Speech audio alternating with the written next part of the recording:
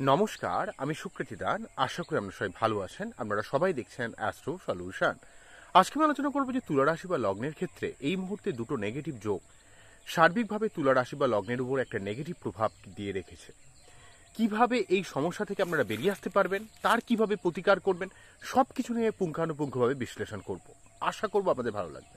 তাই অনুষ্ঠানটিকে মন দিয়ে শুনুন এবং বোঝার চেষ্টা করুন। মূল আলোচনা আসার আগে আমি জানিয়ে রাখি, অ্যাস্ট্রো সংক্রান্ত নিত্য টিপস পেতে আমার এই অ্যাস্ট্রো সলিউশন চ্যানেলকে সাবস্ক্রাইব করুন এবং পাশে থাকা বেল আইকনে ক্লিক করুন। চলে আসি মূল আলোচনায়। দেখুন, আমাকে অলরেডি কিছু এমার্জেন্সি কারণবশত আমাকে অলরেডি দেশে আসতে হয়েছে। তার জন্য কিন্তু সেটা আমি রাখতে পারিনি। তো যাই হোক, তার জন্য কিন্তু যেহেতু তুলা আর কর্কট এই দুটো রাশি নিয়ে ভিডিও করা হয়নি, তাই আপনাদের কাছে এই ভিডিওটা রাখছি। আশা করবো আপনাদের ভালো লাগবে। তাই অনুষ্ঠানটিকে মন দিয়ে শুনুন। এই নেচারের সংস্পর্শে আপনাদের জন্য ভিডিও করছি, তাই অনুষ্ঠানটিকে মন দিয়ে শুনুন। প্রথমে বলবো, দেখুন, তুলা রাশি বা লগ্নের ক্ষেত্রে বৃহস্পতি অষ্টমভাবে কিছুটা পেটের সমস্যা ক্রিয়েট করলেও নবমভাবে মঙ্গল কিন্তু আপনার মধ্যে একটা লড়াকু মেন্টালিটি, মুঝে কুছ করনা হ্যায়, এই ধরনের একটা মেন্টালিটি কিন্তু সার্বিকভাবে সমস্ত তুলা রাশি বা লগ্নের উপর একটা পজিটিভ ভাবে রোল প্লে করছে। আপনার মধ্যে লড়াই করার এক মেন্টালিটি বিশেষভাবে আপনাকে প্রভাবিত করছে। কিন্তু অন্যদিক থেকে দেখতে গেলে এই মুহূর্তে আপনাদের ক্ষেত্রে ঠিক লগ্নপতি শুক্র ঠিক ষষ্ঠভাবে অবস্থান করেছে। কবে থেকে অবস্থান করেছে? ষষ্ঠভাবে 28শে জানুয়ারি থেকে সেই রাহুযুক্ত হয়ে, যদিও উচ্চস্থ হয়ে অবস্থান করছে। অনেক অ্যাস্ট্রোলজিক্যাল চ্যানেলে অনেক ভুলভাল কথা বলা হলেও অ্যাকচুয়ালি শুক্র রাহু যোগ আপনাদের প্রচণ্ডভাবে শরীর টরীর খারাপ যাওয়া, শত্রুতার সম্মুখীন হওয়া, অর্থ লস হয়ে যাওয়া, অর্থ খরচ হয়ে যাওয়া, ঋণগ্রস্ত হয়ে যাওয়া, কর্মের ক্ষেত্রে হাজারো জটিলতা ক্রিয়েট করা, অনেকের কর্ম চলে যাওয়া বা কর্মের দিক থেকে ডিস্টারবেন্স অবস্থা কিন্তু শুক্র রাহু যোগ কিন্তু প্রচণ্ডভাবে নেগেটিভ করে রেখেছে। শুক্র রাহু এই যে যোগটা, আপনারা জানেন যে শুক্র রাহু যোগ হচ্ছে কামুক যোগ। তো শুক্র যখনই রাহুর সঙ্গে যুক্ত হয়, আপনার মধ্যে ক্রিয়েটিভ ক্ষমতা বেড়ে যেতে পারে, আপনার ডিজায়ারকে বাড়িয়ে দিতে পারে। কারণ শুক্রের মধ্যে একটা ভোগ রয়েছে, কিন্তু রাহু যুক্ত মানে সেই ভোগকে বা সেই ডিজায়ারকে, সেই চাহিদাকে অনেকটা বাড়িয়ে দিতে পারে। কিন্তু আপনার মধ্যে কোনো কিছুর মধ্যে একটা স্যাটিসফ্যাকশন আসবে না। আপনার মনে হবে যেন এটা কিনি, সেটা কিনি, ওটা কিনি, কিন্তু আলটিমেট কিনবেন তো, কেনার পর আপনার কিন্তু সেই স্যাটিসফ্যাকশন কিন্তু আসবে না। শুক্র রাহু যোগে এটা সব থেকে বড় প্রবলেমজনক। এবং সেই সঙ্গে প্রচণ্ডভাবে অর্থ খরচ হয়ে যাওয়া, শরীর টরীর খারাপ যাচ্ছে, মন মানসিকতা ভালো যাচ্ছে না, কিসের যেন একটা অস্থিরতা, অতৃপ্ততা, কোনো কিছুতে ভালো লাগছে না, এমন একটা ফিল কিন্তু সমস্তভাবে শুক্র রাহু যোগের জন্য আপনাদের ক্রিয়েট করতে হবে। এবং এই শুক্রদেব যেহেতু আপনাদের ক্ষেত্রে লগ্নপতি বা রাশিপতি এবং সেই সঙ্গে অষ্টমপতি, সে কিন্তু ষষ্ঠভাবে থেকে আপনার অনেক শারীরিক কমপ্লিকেশন তৈরি করে দিচ্ছে। আপনার মন মানসিকতা খুব খারাপ যাচ্ছে, মনের মধ্যে অত্যন্ত অতৃপ্ততা ভাব ক্রিয়েট করছে। এই ধরনের একটা ব্যাপার কিন্তু শুক্র রাহু যোগ প্রচণ্ডভাবে সমস্ত তুলা রাশি বা লগ্নের উপর একটা নেগেটিভ প্রভাব বর্তাচ্ছে। তো এই জায়গাটা থেকে আপনাদের বাঁচতে গেলে কি করতে হবে? প্রতি শুক্রবার আপনাদের সাদা ড্রেস পরতে হবে, পারফিউম ইউজ করতে হবে। কোনো বাচ্চা কোনো মেয়েকে কোনো সন্দেশ টাইপের কোনো মিষ্টান্ন যদি খাওয়ান, সেক্ষেত্রেও কিন্তু শুক্রের নেগেটিভ প্রভাবটাও কিন্তু অনেকটা কমে যাবে। এবং শুক্রের মন্ত্র পাঠ করতে পারেন। শুক্রের কি মন্ত্র?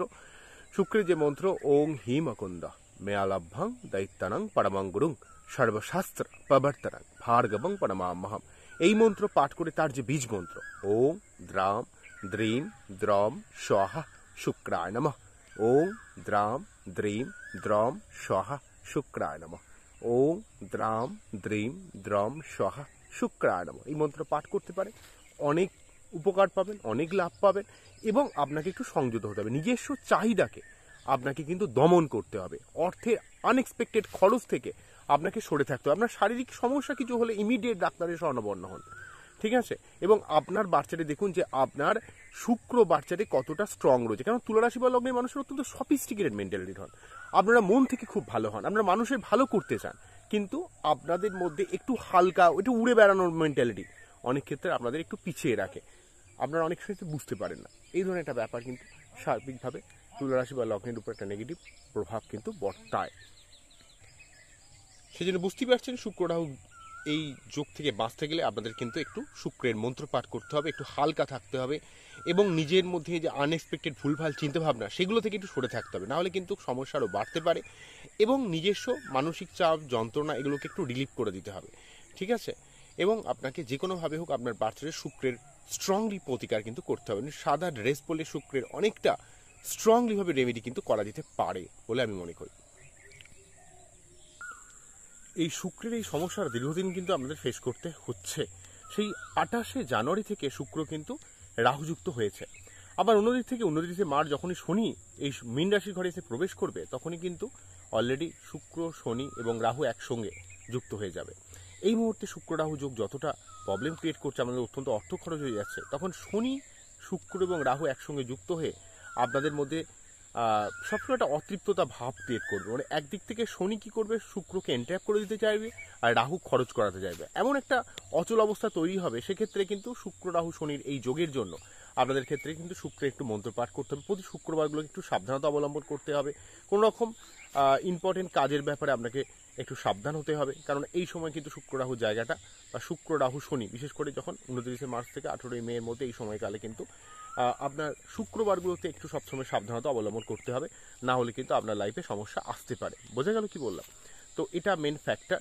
তাই অবশ্যই এই সময় শুক্র রাহু যোগটা অত্যন্তভাবে আপনাদের ক্ষেত্রে, বিশেষ করে তুলা রাশি বা লগ্নের ক্ষেত্রে অত্যন্ত মানসিক চাপ যাচ্ছে। সব দিক থেকে আপনাকে চাপের মধ্যে পড়তে হচ্ছে, কেননা শুক্র অর্থের কারক গ্রহ, ভোগের কারক গ্রহ, তাই তো, স্যাটিসফ্যাকশনের কারক গ্রহ। তা আপনার যদি টাকা না থাকে, ভোগ না থাকে, স্যাটিসফ্যাকশন না থাকে, তাহলে কি হবে? আপনার মনের মধ্যে শান্তি থাকবে না।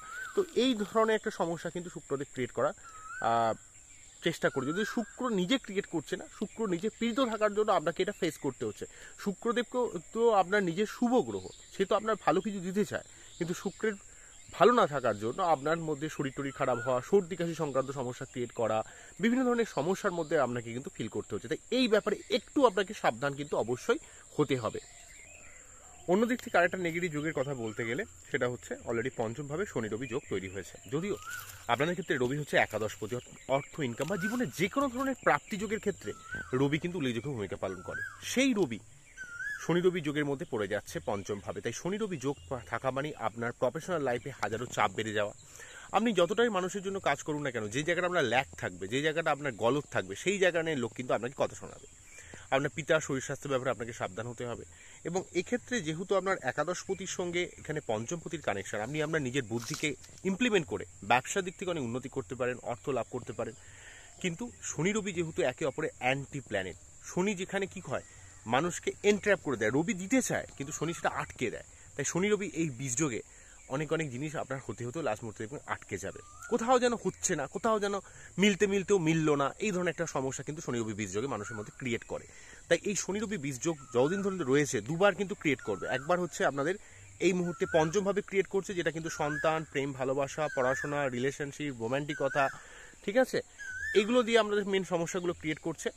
এবং যেহেতু এক্ষেত্রে যদিও পঞ্চমভাবে শনি সক্ষেত্রেই রয়েছে, কিন্তু রবিকে অ্যাকচুয়ালি নষ্ট করে দিচ্ছে। তার জন্য কিন্তু আপনার অর্থকেন্দ্রিক ব্যাপারে, পিতার শরীর স্বাস্থ্যের ব্যাপারে, কর্মের জায়গায় নিজের ইমিউনিটি সিস্টেমটাকে কিছুটা ডাউন করে দিচ্ছে।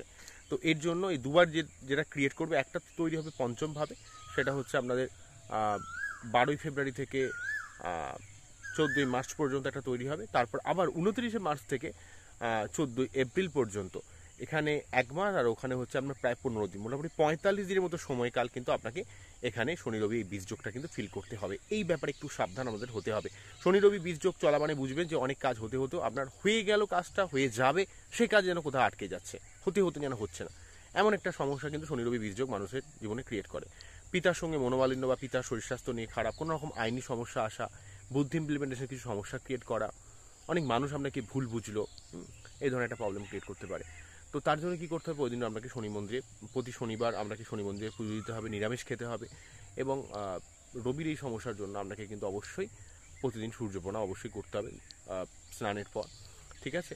সম্ভব হলে আপনারা তামার ঘটিতে কিছুটা পরিমাণ জল নিয়ে সূর্যদেবের উদ্দেশ্যে নিবেদন করতে পারেন, বলতে পারেন ওং জবা কৌশুভ শঙ্কাশং কাশ্যপয়াং মহাতুতিং ধান্তারিং সর্ব পাপগ্দং পরদস্মী দিবাকরং। এবং আপনার বাচ্চার দেখতে হবে রবির কি অবস্থান রয়েছে।